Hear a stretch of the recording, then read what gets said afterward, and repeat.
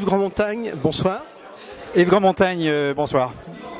Alors je crois pour les personnes qui nous regardent, il faut simplement leur indiquer que nous sommes homonymes et que pour la première fois nous nous rencontrons ce soir. Donc est-ce que tu peux nous expliquer qui tu es? Alors je m'appelle réellement Yves Grandmontagne. Alors pour la petite histoire, on se connaît de nom depuis 10-15 ans. On gravite dans le même monde de l'informatique ou du digital depuis 7-8 ans. Oui. Toi depuis plus longtemps et moi depuis peu. Oui. On entend parler l'un de l'autre très fréquemment par des personnes communes et c'est vraiment la première fois qu'on se voit et qu'on se rencontre vraiment. Alors qui je suis donc issu de toute autre chose que l'informatique, c'est-à-dire que j'ai eu un parcours dans le monde de la santé.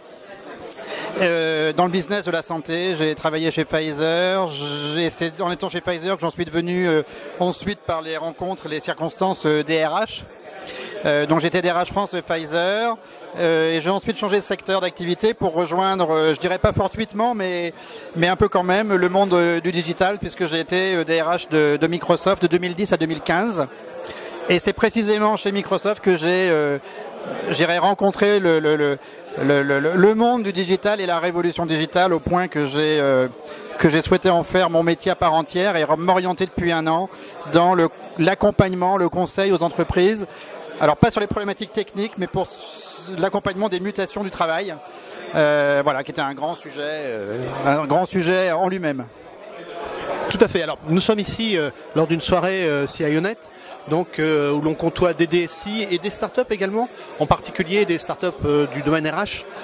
Est-ce qu'on peut peut-être évoquer l'importance de la partie RH sur la transformation digitale et le rôle des startups dans ta vision de la transformation? Oui, alors là c'est un sujet qui me passionne d'abord parce que j'ai établi en fait le contact entre le Lab RH et François qui a organisé cette soirée, au point d'ailleurs que j'avais dit écoute, il y aura 3-4 startups et j'en ai vu une douzaine défiler sur scène, preuve qu'il y avait un réel intérêt pour le sujet. Plus sérieusement, je pense que ce qui est passionnant dans un moment où le digital impacte complètement les modes de travail et où aux premières loges de cet impact, les DRH sont eux-mêmes impactés avec un double angle de vue. Ils sont impactés dans le rôle qu'ils ont à jouer, à mon avis. Et là, c'est là que je suis assez militant sur le sujet, à savoir que je demande aux DRH et j'invite les DRH, disons, à plus prendre part dans la transformation digitale des organisations. Je pense qu'ils y sont insuffisamment représentés. Donc, ils sont impactés par ce rôle qu'ils doivent y jouer. On parle des hommes et des femmes de l'entreprise, donc on parle vraiment de leur sujet, la culture. Ils sont aussi impactés dans leur propre façon de travailler, comme n'importe qui, comme n'importe quel service.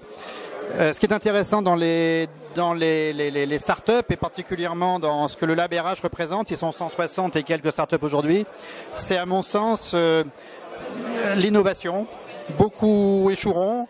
J'espère que beaucoup réussiront, mais en tout cas, ça préfigure ce que sera sans doute le travail de demain. Et je trouve ça passionnant parce que quand on est DRH, en fait, on les voit pas, ces gens-là. On les connaît pas, ça passe sous le radar. Il a fallu que je quitte en quelque sorte le sérail pour les connaître et je trouve ça passionnant. Merci. Une dernière question, si tu me le permets. Es-tu IT social ou antisocial? Bon, les IT social et je ne perds pas mon sang-froid. D'accord. Merci. Merci.